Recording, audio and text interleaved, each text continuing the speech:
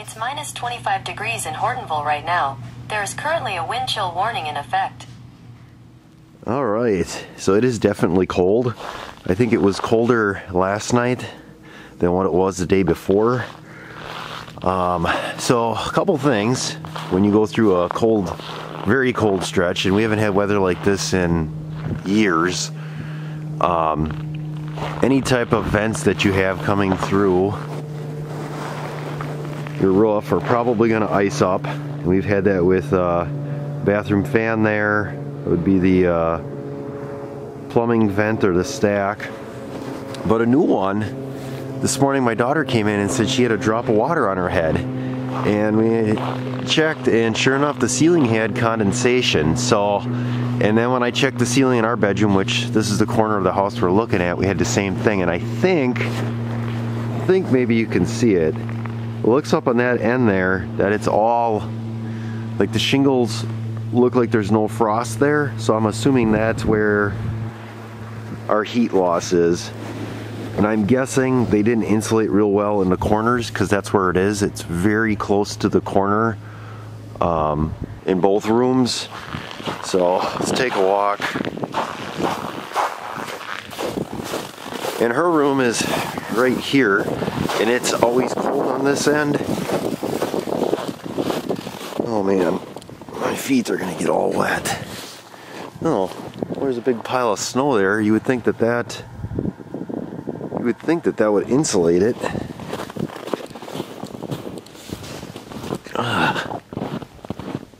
Huh. Well, that's odd. I don't know. I almost should get a ladder and take a look. You can see snow's all piled up there, so you'd think that would actually insulate it, that you wouldn't have that issue. Huh. But yeah, it's very cold. Furnace actually isn't running right now. That's actually pretty good. And you can just kind of look up in here. It's all kind of frosted up. So you definitely got some airflow going on there from the house coming out. That's just odd. And then if we take a look too over at the shed where that furnace is running, you can tell too that's all frosted up there. You got the kitchen vent there. That was dripping some water this morning. Dryer there's steaming away. And we got, oh, maybe I should go up on the roof. That's the radon detection there, or the radon mitigation I should say. Whew, my hands are getting really cold. I'm gonna have to go in, finish this. All right, so I'm warming up in the shed here. So the temperature the last 2 days, each morning's been about -20. This morning was like -25. And our wind chill values were down in the like -40, -50, depending on how much wind we had. Today it doesn't seem as windy, but I still think it's probably -35 with a little bit of wind that there is. Here's the catch. So today's Thursday. Saturday they're talking a high of 32 degrees or 35 degrees. And Sunday, like a high of 44. Like, I'll be honest, that is going to feel like t-shirt weather going from this. Last night I left when I started my car before work. I actually started it twice, halfway through my shift, and left it run for about a half hour, and then I started it 15 minutes before I left. And the power steering was like very stiff, and that was the entire way home. What I should do tonight is probably throw like a paper bag or something in front of the radiator because it is very cold. So in the attached garage here in the house, it's about 40 degrees, which makes a difference, especially for starting vehicles. Over here in the door, you can see there's some condensation.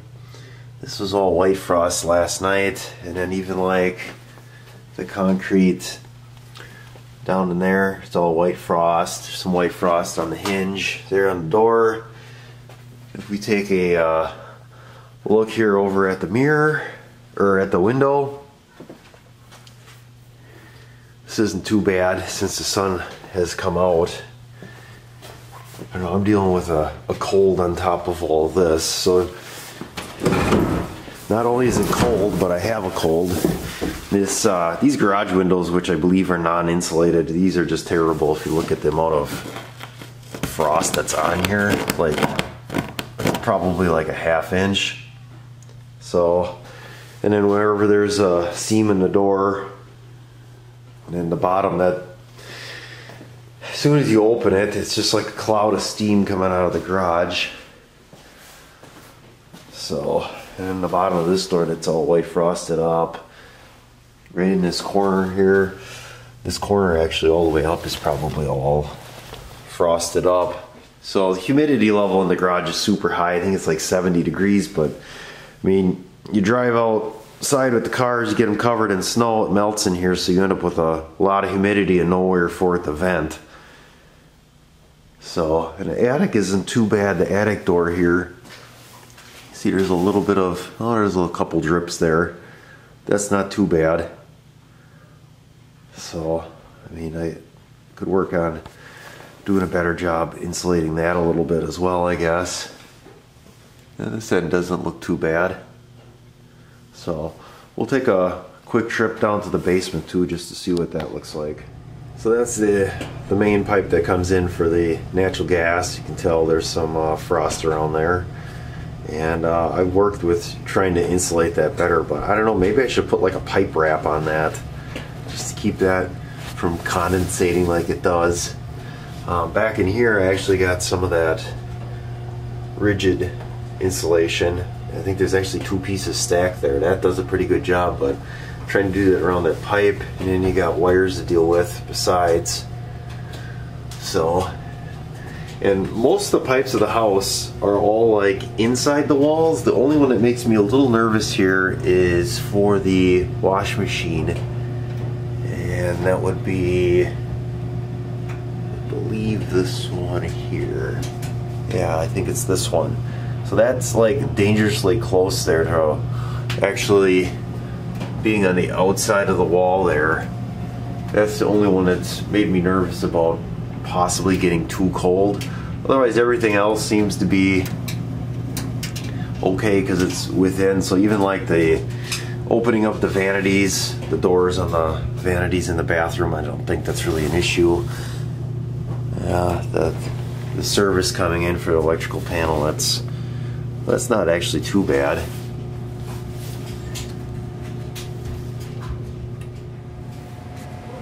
Alright, it's on its shutting down cycle here. It's hanging in there. It's an old furnace, but the more I've looked into new furnaces, I'm pretty set on just keeping this one going because it's pretty basic. There's no electronics on it for the most part, so it does a pretty good job, and it seems like it's relatively efficient here. So I'll have to find a used one that somebody took out to get some cheap parts just in case. Alright, so this window here's got some pretty good, oops, it has some pretty good frost going on. You can see it right in there. Oh, there's actually some in the corner here. That's the most there's ever been. Definitely cold. Alright, so we're in my daughter's room here. Like I said, right up in here, and you can probably see. Well, maybe you can't. No, it's not gonna wanna. Yeah, it's right in there is where it's definitely cooler. I mean, if you feel around on the ceiling, it's like room temperature, and then there's just a spot where it's like ice. So I'm thinking, just with the location, that maybe they didn't do a very good job insulating in there. The thing is, this room is cold the way it is, being 2 outside walls, and then there's 2 windows besides. And these windows too got plenty of ice buildup on them. So I don't know. I'm thinking that maybe that's the case. I don't know how like snow or anything could have like blown in otherwise. That seems kind of highly unlikely. But like I said, the ceiling is definitely cold in that area. You would think if you're going to have condensation, it would be around the light fixtures where they cut open the drywall. So I don't know. I've never been that far back in the attic because that's like the farthest point from the attic door. So I'm not really sure what they have back there don't. I thought they had everything filled with vermiculite and then they put bad insulation over top that, but maybe not. I don't know. I'm gonna have to get up there this weekend when it's a little warmer.